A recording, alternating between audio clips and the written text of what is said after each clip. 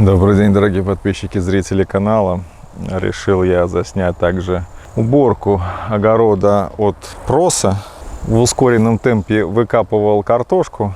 Все думал, сейчас дожди польют и не смогу толком справиться с картофелекопалкой. Нет, дожди брызгали, но вот 3 сентября, как дождей не было, так и нет. Ну, холодно стало по ночам. До 4, до 3 градусов опускается температура. Ну, днем тепло. Надо освобождать огород от проса, от сорняка. Я уже с большего кучки посогребал. Ну, сейчас на мотоблоке все это буду собирать. Также огород надиктовал собственные правила. И вот канава моя для осушения оказалась очень неудобной для меня, для работы, для очистки. Именно чтобы канава была в открытом виде, не закрытая, она не подходящая. Вот я когда щебнем засыпал, то есть когда высокий уровень воды повышается, то есть она у меня начинает работать.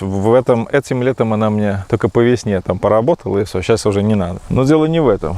Когда бараной согребаешь сорняк, мотоблок заскакивает, все время стартером бьется, пытается норовит удариться о канаву. Надо засыпать. В этой же серии я также буду строительным песком досыпать. Не могильником, который бы забил все, а вот строительным. Слой сантиметров 10-15 сделаю.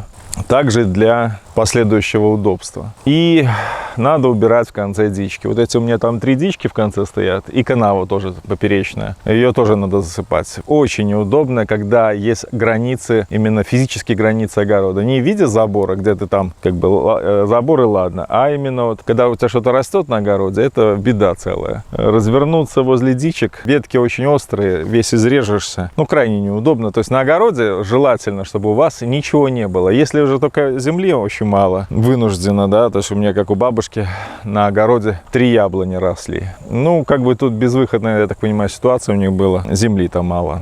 Либо безграмотная ситуация, ну, я не знаю, почему так было, но я для себя решил, что на огороде, кроме огорода, ничего не должно быть. Все канавы должны быть закрыты, созданы, но закрыты, чтобы можно было ездить. И ничего чтобы ничего не росло. Это во-первых. Во-вторых, я тут заезжал в Минск, получается, 1 сентября я ездил в Минск, заезжал в МТЗ фирменный магазин. Адрес я не помню, но в интернете посмотрите. Зашел я туда, и какое мое удивление было, что, допустим, мой мотоблок с Вейма 13-сильный стоит 3520, по-моему, или 3550. В свое время, на 21 веке, этот мотоблок стоял 5600. Сейчас они просят 4500 за него. То есть, ну, оборзели совершенно сетевые магазины. Даже с учетом доставки, ну, это абсурд. Такие цены ломить за мотоблок. То есть имеется в виду, что... И главное, что вот как писал один из зрителей, что был в очереди, сейчас в наличии они стоят. Много мотоблоков, и лифановские двигатели, и кёхлеры, по-моему, есть там. Но хондовских я не обращал внимания на хондовские, в связи с тем, что не питаю такого восторга, чтобы именно фирменный у тебя был известной марки двигатель. Вот. Но имеется в виду, что мотоблоки есть в наличии, цена адекватная, 3500, это не 4500 и не 5500. Вот, пожалуйста. Я думал, их там, может быть, вообще нету. Куда-то они там на Россию уходят. Не, стоят. И много мини-тракторов, но все проданы. Есть мини-трактора, все продано. То есть при желании, вот сейчас по осени можно купить мотоблок. Я так понимаю, в течение даже зимы они будут стоять там в доступе. Ну, весна придет, опять же, начнут раскупать их. Вот. И мой двигатель веймовский 13-сильный в полном комплекте, ну, я так понимаю, только без сцепления, наверное, стоит 740 рублей. Цена не колоссально страшная. Она, наверное, поднялась, скорее всего, но, в принципе, можно целиком весь двигатель со стартером, с воздухозаборником, то есть с той пластиковой коробкой, что у меня поломалась. Полностью комплект весь, вот стоит двигатель с причиндалами, 740 рублей или 720 рублей. Приятно был удивлен. Ну и главное, что вот мотоблок 3500. Вот и все. А то оборзели. Вот что 21 век, что там еще, ну, мотовелы еще с большего цену, там автовеломото, там у них, по-моему, 3600 или 3700 они просят за него. Ну тут уже, знаете, так можно. С учетом, если не заморачиваться насчет доставки, там того всего, то есть можно там взять и вот за 3, там, 6, нет, по-моему, 3660 что-то у них там, бог с ним. Эти можно пренебречь. Ну, 4500 с 21 века. И это даже, ведь это же не в рассрочку, это же за наличку. А в рассрочку там ценник еще подымется. Ну, в общем, так вот. Делайте выводы сами, что с этой делать, что делать с этой информацией. Это актуальная информация. Вот я ездил 1 сентября, сегодня 3 сентября. Но я думаю, что даже через 2 недели, она через 3 недели не изменится. Ни в коем случае, потому что сезон закончился, и сейчас завод будет делать мотоблоки и будет пополнять склады. И цена не должна измениться в ближайшие 3 месяца. Я думаю, даже она в чем-то упадет. Но вот хотел сцепку себе купить в этом магазинчике, сцепки не было. Спросил ради интереса там фрезу сморгонскую, либо активный снегоуборщик, тоже ничего нету. Вот это их навесного, в принципе, наверное, вообще нет у них там. Может быть, окучники вроде бы были, плуга даже я не заметил. Но я не сильно приглядывался.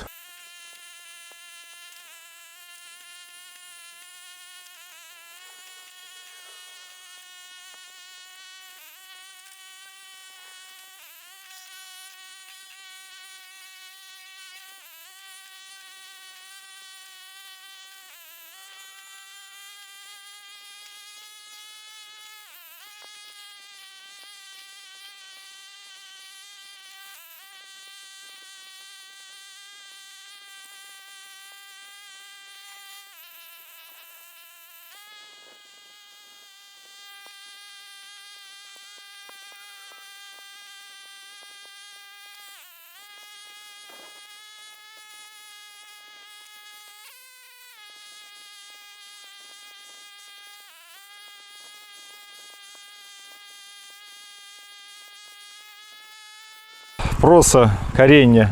В основном 90% я вывез. Вот эта тачка моя, прицеп, это уже вторая с горой, такая же, нагруженная сорняками. Это не стебли, это коренья. Все вот это 95-97% это коренья. Такое количество проса было у меня на участке. 2 полных прицепа. С ним надо бороться максимально. Если вы собираетесь садить, копать картошку под картофелекопалку, проса, ну и любой сорняк. Ну вот в данном случае, в моем случае проса, это просто трындец. Это, настолько сильно мешало работать. Ну и, конечно, гребни, высокие гребни. Мотоблок просто упирался мордой своей и не шел. По итогу, я говорил в прошлой серии, когда копал картошку, что проехав по гребням, я значительно ускорил работу и упростил ее. Все это с опытом приходит. Во-первых, не надо такие глубокие делать, межборозенные пространства, и нельзя позволять расти сорняку. Сейчас эту гадость все вывезу и буду возить песок, буду засыпать канавки, потому что они реально мешают.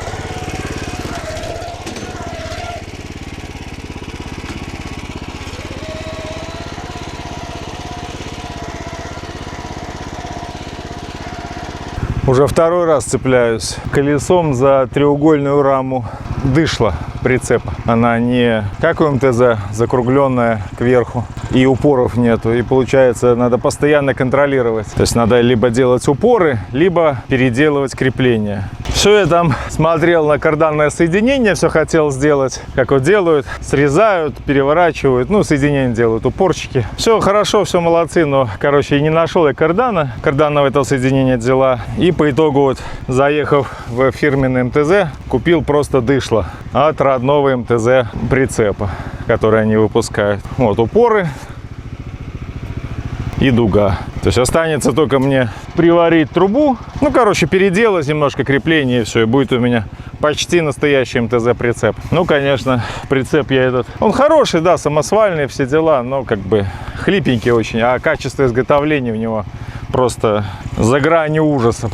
У него настолько много острых частей, это надо, все руки не доходят, надо наждачным кругом, шлифовальной машиной срезать, стирать, потому что, блин, и ноги срезал, и руки царапал. Ну, то есть очень острые грани, и очень все так хлипенько сделано. Ну да ладно, все переделаем. Так что вот то, что у меня сейчас было, вот этот я проворонил, опять колесом зацепилось, как начал. Очень неприятная тема. Вот, а здесь уже от этой защиты есть упоры заводские. Все, на сегодня мне уже надоело это возиться. Завтра продолжу.